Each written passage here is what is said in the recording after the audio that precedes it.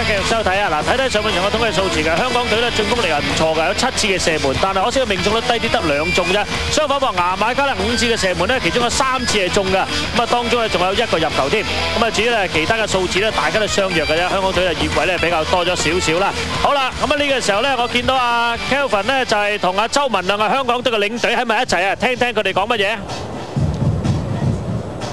係唔該晒啊，鐘仔。咁而家企喺我隔離嘅咧就係港聯嘅領隊之一咁啊，香雪晨曦嘅大 B 哥周文亮嘅。啊大 B 哥，大年初一先同球迷拜個年先啊！恭喜發財，恭喜發財！就希望大家身壯力健，就萬事勝意，財源廣進。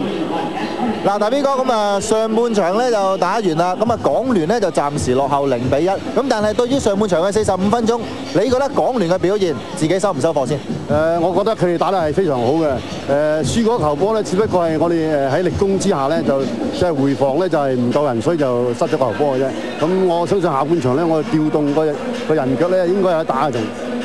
咁啊係，尤其是上半場咧，T 史高斯嗰個頭槌咧，真係好有機會先開紀錄先㗎。咁但係而家咧，始終都係叫做落後1球喎。咁剩翻下半場嘅45分鐘，會有啲咩嘅搞作啊、調動咁樣，希望可以盡快爭取到一個入波，甚至乎反超前呢。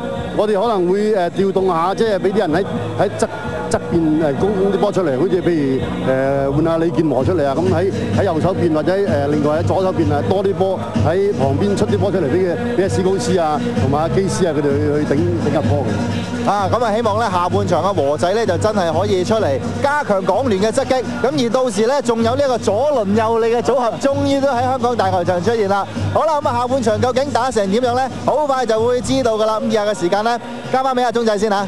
好啊，唔該晒啊！